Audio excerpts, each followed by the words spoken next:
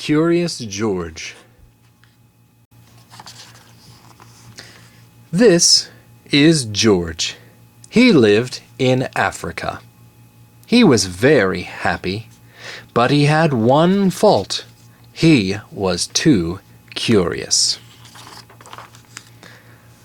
One day, George saw a man. He had a large yellow straw hat.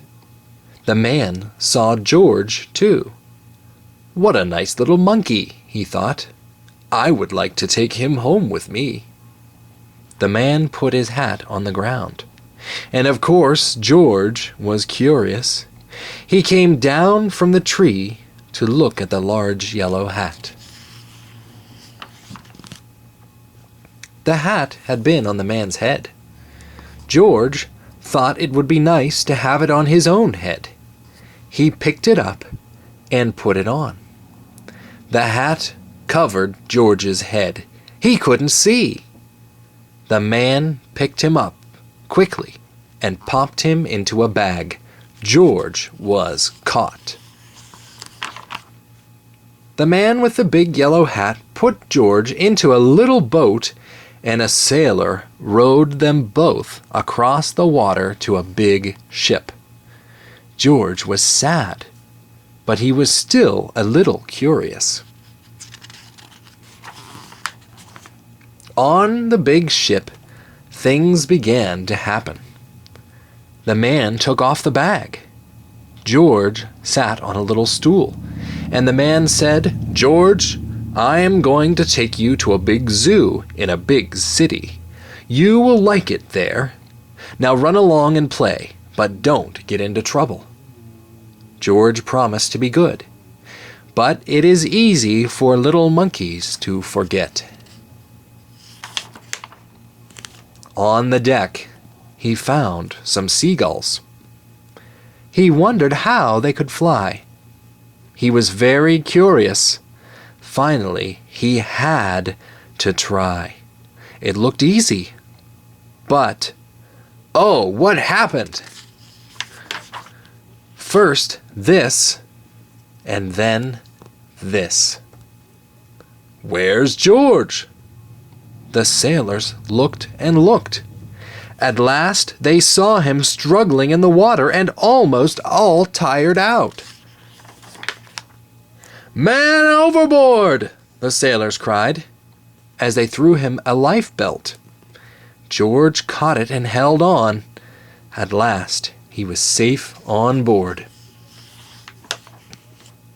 After that, George was more careful to be a good monkey, until at last the long trip was over. George said goodbye to the kind sailors, and he and the man with the yellow hat walked off the ship onto the shore and on into the city to the man's house. After a good meal and a good pipe, George felt very tired. He crawled into bed and fell asleep at once.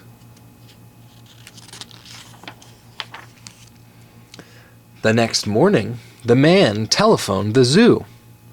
George watched him. He was fascinated. Then the man went away. George was curious. He wanted to telephone too. 1, 2, 3, 4, 5, 6, 7. What fun!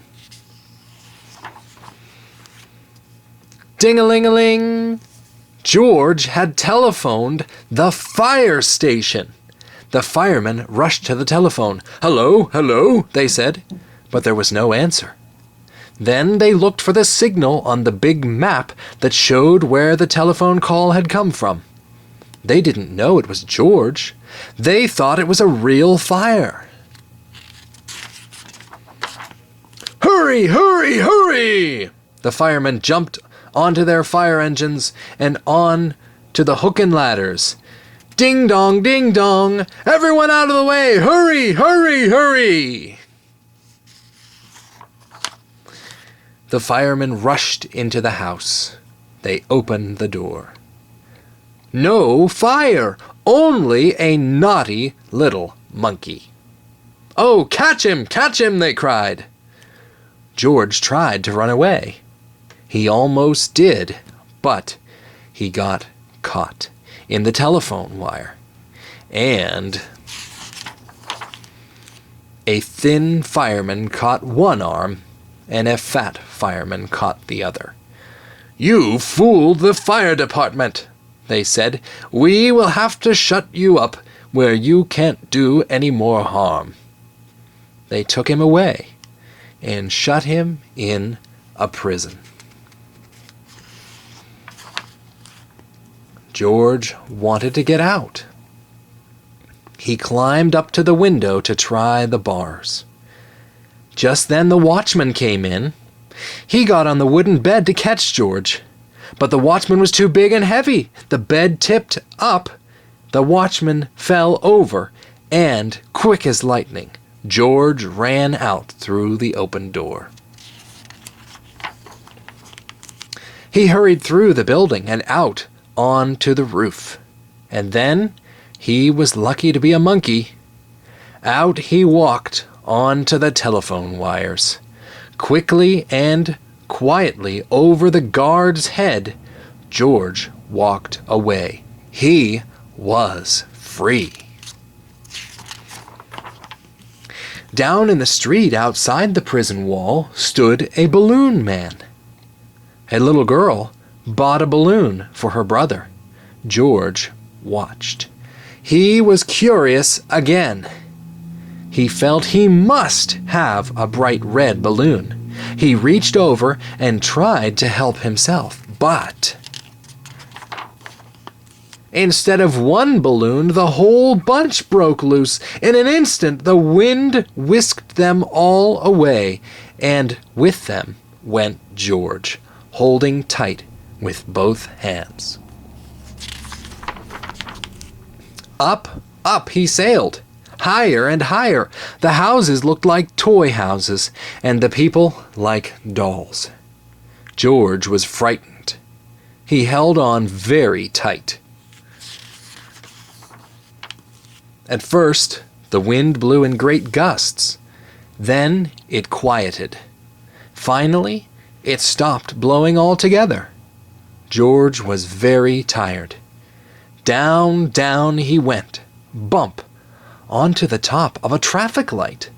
Everyone was surprised. The traffic got all mixed up. George didn't know what to do. And then he heard someone call, "George!" He looked down and saw his friend, the man with the big yellow hat. George was very happy. The man was happy too. George slid down the post, and the man with the big yellow hat put him under his arm. Then he paid the balloon man for all the balloons. And then George and the man climbed into the car, and at last away they went. To the zoo. What a nice place for George to live. The end.